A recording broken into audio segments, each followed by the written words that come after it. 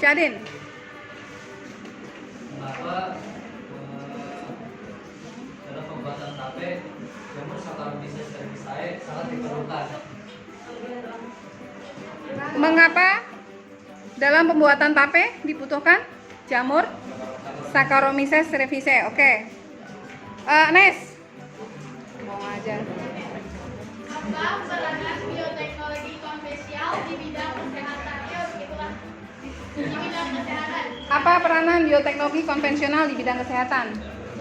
Channel. Apa yang terjadi jika kita menambahkan bakteri dengan porsi berlebih, Bu? Oke. Apa yang terjadi jika menambahkan bakteri berlebih? Oke, Luluk. Mengapa pada proses pembuatan yogurt harus melalui tahapan pendinginan, dan mengapa kalau yogurt masih panas starter bisa mati dan menyebabkan asam yang berlebih? Oke. Lemparkan pertanyaan atau ajukan pertanyaan yang ada kaitannya dengan pemateri. Zufet. Pertanyaan saya, mengapa dalam pembuatan bioteknologi konvensional harus ada campur tangan oleh bakteri? Mengapa dalam pembuatan bioteknologi konvensional? Harus ada campur tangan oleh bakteri. Oke. Yang kedua? Oke. Siapa nih? Ucup. Kelebihan dan kekurangan ya. Minta tolong salah satu biar tuliskan pertanyaan poinnya aja di depan. Ya, di whiteboard. 3. Siapa namanya? Syadin. Daftar nama telah selesai. Ya. Mah, betul. Saatnya jam kedua dimulai. It's time to begin.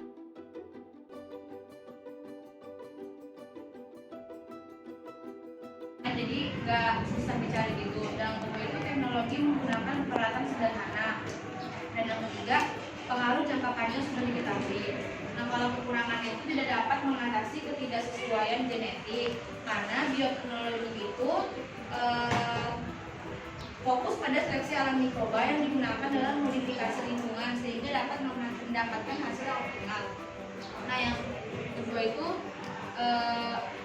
diproduksi dalam skala kecil, kualitas hasil belum terjamin, karena kalau misalnya kita bikin bioteknologi konvensional itu kan kita nggak bakal tahu kan nanti kedepannya itu bakal jadi atau enggak, bakal gagal atau enggak. Kalau selanjutnya, mengapa bioteknologi butuh bakteri? Itu jawabannya karena bakteri itu berperan penting dalam proses fermentasi. Adanya proses fermentasi dapat menghasilkan produk yang berguna. Selain itu, komponen mikroorganisme seperti plastik dapat dijadikan vektor DNA rekombinasi. Nah, yang terakhir itu apa yang terjadi saat menambahkan bakteri secara berlebih? Karena kalau kebanyakan menambah bakteri itu akan menyebabkan rasa asam yang berlebih pada produk dan akan teksturnya itu kurang bagus. Habis itu setelah rasa asam itu yang berlebih, rasa asam yang berlebih itu bisa juga disebabkan oleh bakteri lain yang fermentasi lama. Jadi itu rasa asam yang berlebih itu disebabkan bakteri lain yang karena fermentasinya terlalu lama, jadi itu dia asam banget. Seperti itu.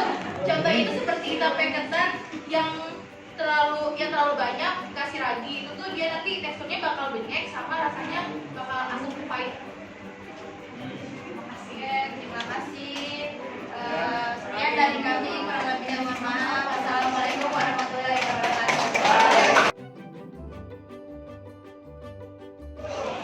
Sadiki, Yogi, menurutmu belajar kayak gini bagaimana? Yogi dulu, sedikit dulu mungkin lah.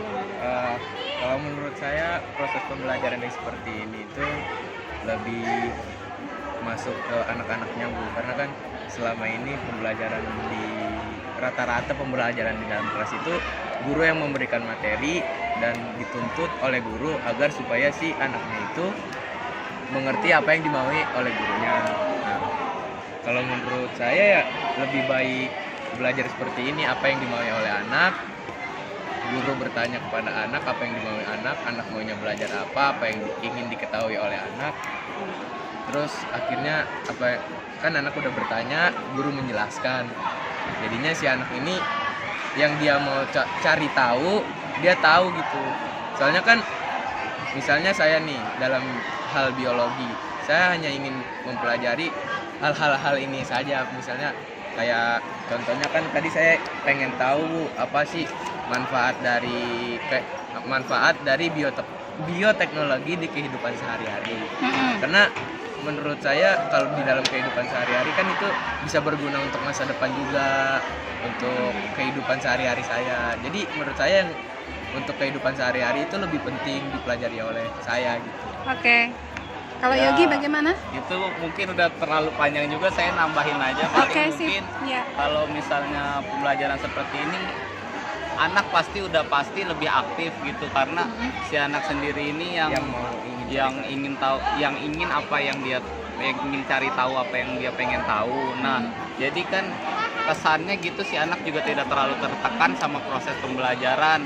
Yang mungkin ada masalah kan dalam siswa itu cara menangkap orang kan beda-beda gitu. Misalnya ada yang bisa sekali dijelasin langsung paham, ada juga yang butuh proses lama buat memahaminya. Nah kan kalau di sini jadi si anak ini bisa menyesuaikan dia itu Pengen belajar dia yang tuh mana. tipenya seperti apa gitu, apa harus dia baca berulang-ulang dulu baru bisa paham atau gimana kan, jadi nanti menyesuaikan si anaknya ini. Jadi si anaknya juga lebih nyaman gitu dalam belajar, lebih nikmat gitu dalam belajar. Sama juga kan kalau begini kita belajarnya berkelompok juga. Kan jadi kadang juga ada pandangan siswa, misalnya nih guru menjelaskan terlalu cepat, terus jadi nggak mengerti, ya udah ntar si anaknya ya udahlah biarin aja lah, nggak usah didengerin gitu. Jadi mending kalau begini kan si anak juga jadi tahu batas kemampuannya sendiri, dia pengen tahunya apa, jadi lebih enak aja dalam belajar. Jadi yang dia sip. butuhkan itu dia ngerti porsinya diri dia sendiri. Oh, ya. Mantap. Makasih ya. Ya. Assalamualaikum warahmatullahi wabarakatuh. Saya Nana Dianti, guru biologi zona 4 Kota Tangerang. Ingin menyampaikan beberapa kesan saya setelah melakukan pembelajaran dari lab sekolah, model lab sekolah ya. Alhamdulillah saya sangat semangat untuk mengajar. Saya semangat untuk mendampingi anak-anak belajar, dan anak-anak pun juga semangat lebih enjoy dalam belajarnya. Dan mudah-mudahan ke depan nanti akan lebih baik lagi. Terima kasih.